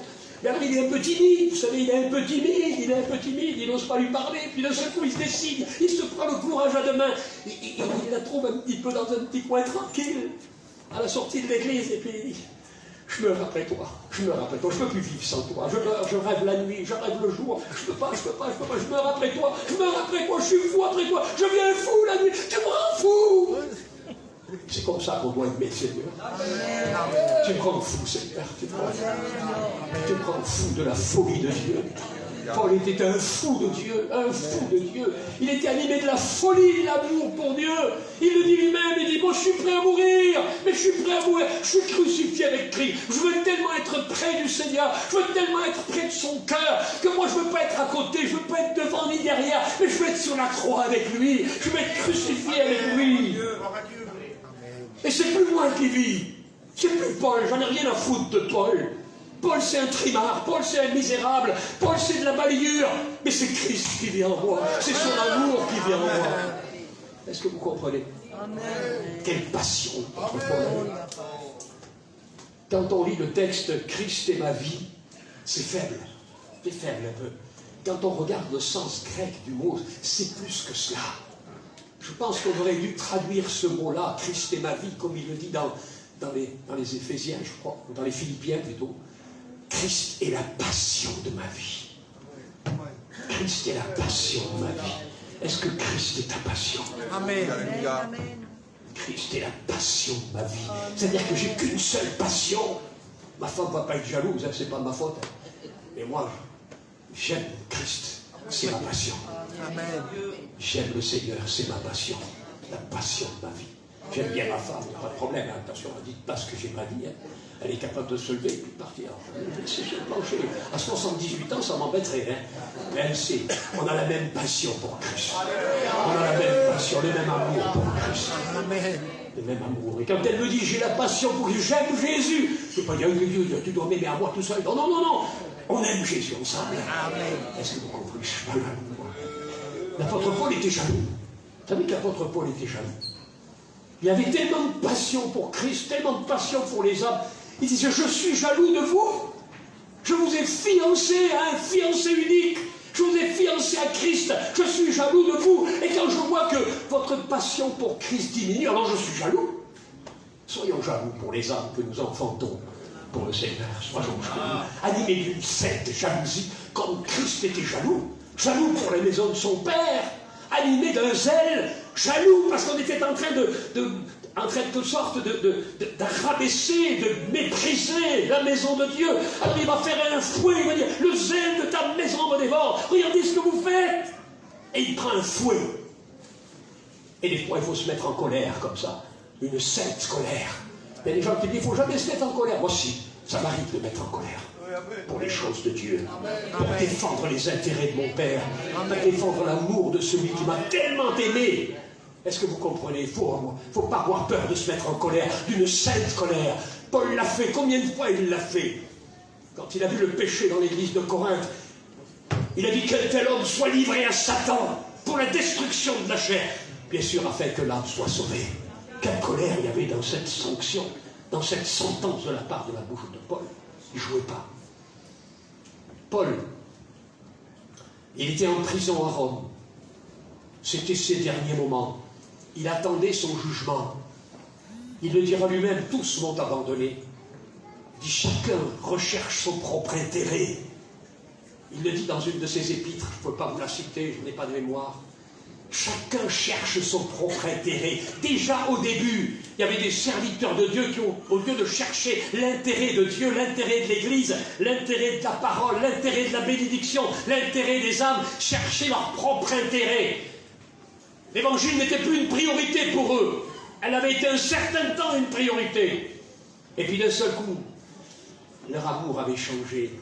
Chacun cherche son propre intérêt. Aujourd'hui, on assiste à une séduction des richesses foudroyantes dans notre mission. Beaucoup de prédicateurs négligent leur appel et leur ministère pour chercher leur propre intérêt. Et les choses de Dieu deviennent très secondaires. Secondaires, ça veut dire deux. Moi, je dirais qu'elles deviennent peut-être encore plus loin que secondaires. 10 fois moins que secondaires. Est-ce que vous comprenez ce que je veux dire? Chacun, quelle tristesse dans cette lettre de Paul, lorsqu'il dit « Tous m'ont abandonné, chacun cherche son propre intérêt. » Quelle tristesse! Des hommes que j'ai connus, des hommes que j'ai formés, des hommes que j'ai aimés, des hommes que j'ai élevés dans le ministère. Aujourd'hui, ils ont perdu leur zèle. Ils ont abandonné leur zèle. Et ils cherchent leur propre intérêt. Et je voudrais terminer, parce que le temps passe, en vous parlant d'un homme. Connaissez. On le trouve dans l'épître aux Colossiens, on le trouve dans l'épître aux Philippiens, je crois, et chaque fois, non, dans l'épître de Jude, je crois, non, de Tite, je crois, par 2 fois, on parle de lui. Il s'appelait Démas, un compagnon de Paul. Il a suivi Paul pendant tous ses voyages. Il a écouté Paul prêcher, enseigner, il a vu les miracles que Paul a fait, il a vu aussi la consécration de cet homme, le don de sa vie de cet homme. Il a été certainement marqué par le ministère de Paul. Il l'a suivi jusqu'à Rome. Paul est en prison, Démas est à Rome, dans la ville luxuriante, dans la ville qui est la plus belle du monde à l'époque, la ville de César. Les grandes avenues, les buildings, les magasins, les lieux de plaisir, tout ce que vous voulez, le cirque avec ses spectacles, tout est là devant lui. Et à côté de lui, il regarde au fond de la prison, il y a un homme, Paul. Et il sait qu'il n'en a pas pour longtemps. Paul n'en a pas pour longtemps. Il le sait. Savez-vous quel est le sentiment de Démas? Je m'imagine. Démas se dit de toute façon, le bel évangile de Jésus-Christ est fini. Ça n'aura duré qu'un temps. Les chrétiens, les uns après les autres, vont être assassinés par César, livrés aux bêtes dans les arènes, mis en prison. On n'en parlera plus. L'évangile, c'est fini. On n'en parlera plus. Alors pourquoi perdre son temps? Et l'apôtre Paul, dans l'épître de Timothée, seconde épître de Timothée, chapitre 4, verset 9, va dire avec tristesse, non pas pour lui, il ne s'apitoie pas sur lui-même, en pensant qu'il est en prison, en pensant qu'il est seul, abandonné de tous, et que même à son procès, personne ne viendra. Il le dira lui-même à la fin de ce chapitre. Il dit, à mon premier jugement, mais personne n'était là, pas un copain, pas un ami. J'étais tout seul devant le juge. Il n'y en a pas un pour m'encourager, pas un pour venir me prendre, me mettre un manteau sur les épaules, me prendre dans ses bras, m'encourager, me fortifier, montrer qu'il était là à mes côtés. Pas un, abandonné de tous. Personne n'était là à son jugement. Et avec tristesse, il va dire Démas m'a abandonné. Il ne dit pas j'ai perdu Démas. Il dit Démas m'a abandonné. Abandonné par amour pour le siècle présent. Quelle tristesse. Jésus. Jésus. Peut-être que c'était un serviteur de Dieu ou un candidat au ministère, je n'en sais rien. Peut-être que c'était un simple chrétien ou un diacre, puisqu'il a suivi Paul pendant de nombreuses années. On le retrouve, je vous dis, dans 2 ou 3 épîtres, on retrouve son nom. Mais au moment le plus crucial, au moment le plus critique, au moment le plus difficile, au moment où il y a un combat intense, au moment où on a plus besoin de lui, de n'importe qui, Démas m'a abandonné par amour pour le siècle présent. Quelle triste raison d'abandonner le Seigneur. Est-ce que vous comprenez ce que je veux dire? Quelle triste raison d'abandonner son ministère. Quelle triste raison que d'abandonner sa vie chrétienne. Quelle triste raison que d'abandonner son couple et retourner dans le monde et retourner et abandonner le Seigneur par amour pour le siècle présent, par amour pour la Rome qui brillait devant ses yeux, par amour pour les richesses, par amour pour la liberté, par amour pour le plaisir, par amour pour tout ce qu'il voyait devant lui. Tout ce qui s'ouvrait devant lui. Et il a dû se dire, la vie est trop courte pour que je finisse comme Paul en prison. Moi, je veux profiter de la vie. Et il a abandonné Paul dans sa prison par amour pour le siècle présent. Voyez qu'il peut y avoir différentes raisons pour lesquelles on abandonne. Alors peut-être qu'il est resté religieux. Je m'imagine qu'il avait quand même, disons, une certaine perception évangélique. Peut-être qu'il a continué à aller dans quelques églises, il a paradé, il a sauvé la face. Vous savez, on sauve la face quelquefois. On porte des masques. Et je terminerai là-dessus. On porte des masques. La femme de Jéroboam s'est présentée devant le prophète Algaja parce qu'elle avait besoin d'une réponse de Dieu. Et Jéroboam lui a dit, femme de Jéroboam, tu sais ce que tu vas faire? Tu vas aller voir le prophète. Mais surtout, tu vas te déguiser. Tu vas mettre un masque. Tu vas te déguiser. Alors la femme du roi Jéroboam s'est déguisée. Elle a mis un foulard sur sa tête, bien attaché. Elle s'est mis un peu de fard à ses yeux pour pas qu'on la reconnaisse. Elle a peut-être mis un chador sur la bouche, en pensant qu'elle avait le Covid, j'en sais rien. Elle a pris ses vêtements, non pas ses vêtements de reine, mais elle a pris les vêtements quelconques d'une femme de la rue, n'importe quoi. Elle est allée voir le prophète. Elle a changé sa voix. Elle a changé sa voix. Mais dès qu'elle a fait les premiers pas à la porte de la maison du prophète, Dieu a révélé à son serviteur. Et il lui a dit, entre, femme de Jéroboam, pourquoi veux-tu te faire passer pour une autre? Pourquoi veux-tu te faire passer pour une autre? Pourquoi portes-tu un masque? Pourquoi est-ce que tu te déguises? C'est plus le moment de se déguiser en chrétienne. C'est plus le moment de porter un masque. Parce que Dieu nous voit, Dieu nous connaît, Dieu nous reconnaît. Il sonde nos cœurs, nos reins. Je t'ai reconnu. L'Éternel m'a révélé que c'est toi, femme de Jéroboam. Tu peux te déguiser. L'Éternel révèle par son esprit qui tu es exactement. Est-ce que tu comprends ce que je veux dire? Ne joue pas la comédie. On n'est pas là pour jouer la comédie ce matin. On n'est pas là pour faire un sketch, pour ressembler à quelqu'un qui, comme un chrétien, mais qui n'est pas un chrétien. Soyons vrais, soyons nous-mêmes. Il y a trop de masques dans l'église. Trop de masques. Je connaissais une femme dans une église chez nous.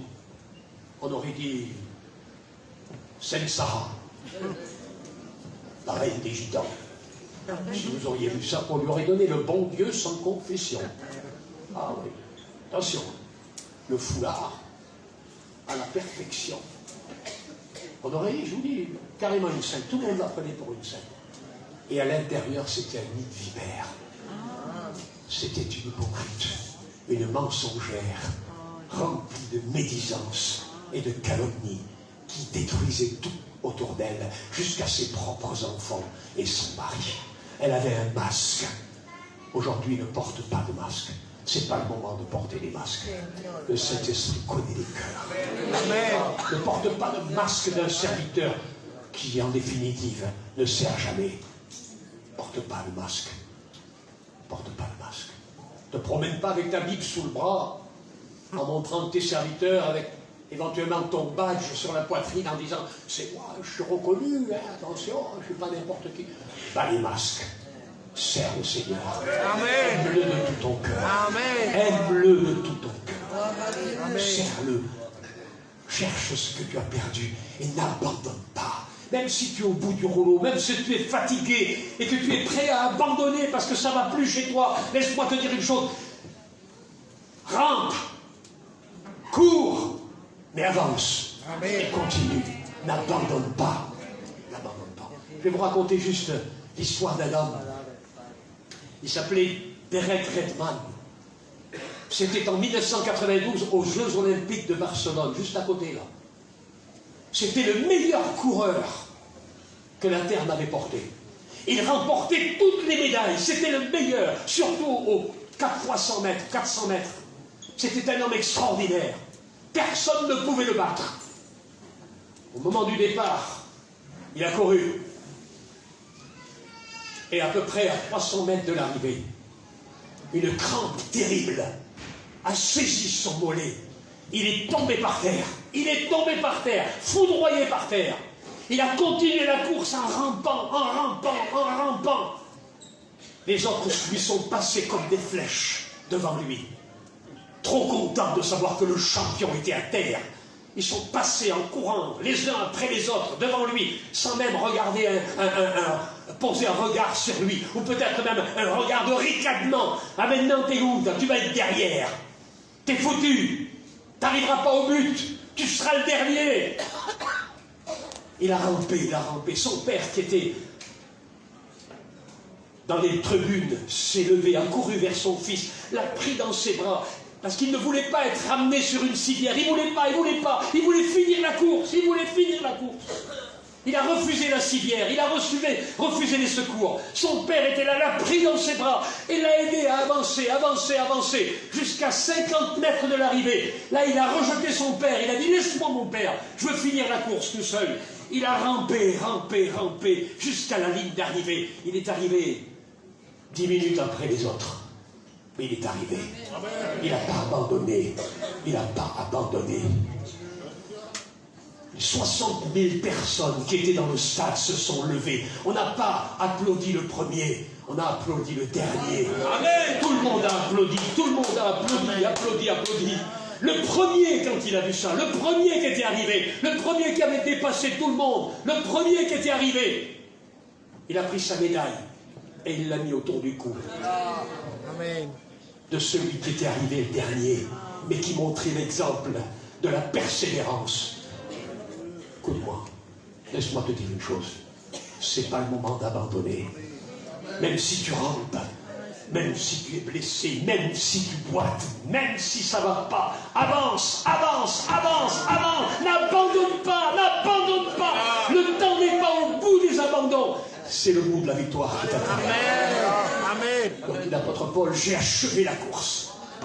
Il a peut-être boité à la fin, il a peut-être pleuré, il s'est peut-être lamenté dans sa prison, il a pleuré des larmes de son cœur, il a pleuré en désirant retrouver le Seigneur, en disant, mais pour moi, le meilleur c'est d'être auprès de lui. Il a achevé la course et il a gagné la couronne. La couronne est devant, mon frère. Ne t'arrête pas. Amen. Même si tu t'écroules par terre, lève-toi. Rampe. Mais va vers le but. La ligne d'arrivée est bientôt. Le Seigneur revient bientôt. N'abandonne pas. Est-ce que tu comprends ce que je veux dire, mon frère? N'abandonne pas. On prie le Seigneur ensemble. Amen. Seigneur, je portais le message que tu as mis sur mon cœur. Seigneur, pendant ce séminaire, nous sommes venus peut-être chercher ce que nous avons perdu. Le zèle, la passion pour toi. Les dons spirituels que nous pratiquions peut-être. Cette vague de l'esprit qui animait nos églises. Seigneur, nous voulons, Seigneur notre Dieu, faire le chemin inverse et retrouver ce que nous avons perdu. Même si nous devons nous mettre à genoux et demander pardon, pleurer sur notre misère, pleurer, Seigneur, dans une repentance réelle. Même si moi, personnellement, j'ai besoin de repentance dans ma vie, chaque jour, chaque matin, chaque soir. Lorsque je prie, je demande pardon à Dieu de ne pas être peut-être à la hauteur de ce qu'il attendait de moi, parce que je ne suis qu'un homme misérable. et que je compte sur sa grâce. Seigneur, je te prie pour cette assemblée. Je te prie pour tes serviteurs, tes servantes, pour les prédicateurs, Seigneur, pour les responsables d'église. Anime le zèle, ranime la flamme dans les cœurs, Seigneur. Ranime la flamme, la vraie flamme de Dieu. Que nos regards ne soient pas portés vers les choses de ce monde. Que nous ne soyons pas comme des masses qui sont prêts à abandonner le ministère ou éventuellement même les choses de Dieu par amour pour le siècle présent. Seigneur, donne-nous ce zèle, cet amour, cette passion pour toi. Seigneur, la course est longue encore. Je ne sais pas combien de temps elle peut durer. Je ne sais pas combien de temps je courrai encore. Mais même si je ne peux pas courir, je marcherai. Mais même si je ne peux pas marcher, je ramperai et je continuerai à te servir. Amen. Au nom de Jésus, Seigneur. Amen. Que Dieu bénisse.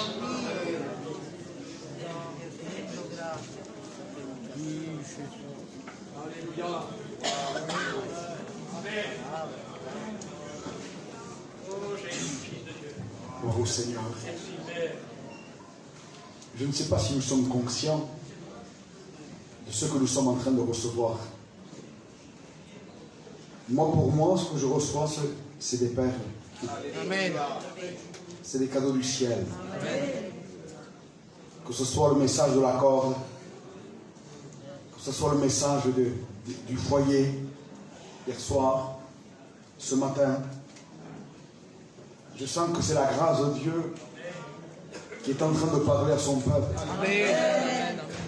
Et nous sentons que dans le ministère, dans les messages de notre frère René, je pense qu'il a passé l'âge de ça. Il ne cherche plus à épater, il n'a plus rien à prouver, lui. Et on sent qu'il essaye d'apporter son expérience pour nous aider à nous, la génération à venir, pour nous aider à atteindre le but. Et je bénis Dieu parce que c'est du pratique. Ça ne complique pas, c'est clair. C'est vrai, c'est pur, c'est à notre niveau. On n'a pas besoin du grec, du latin. On ne comprend rien. On a besoin de messages qui nous aident. Amen. Dans la vie de tous les jours. Qu'on puisse rentrer chez nous et en vérité être délivré de ce fardeau qui essaye de nous arrêter. Et j'ai senti encore ce matin une parole de Dieu pour notre peuple. Cet homme qu'il a cité, Redmond Derek, quand il s'est blessé, que les journalistes ne comprenaient pas, et quand on lui a posé la question, monsieur, que veut dire ce que vous avez fait? Il dit, ce qui est important, il dit, ce n'est pas d'arriver le premier, mais il dit, mais c'est de finir la course. Et nous voulons finir la course. Amen. Amen. Amen.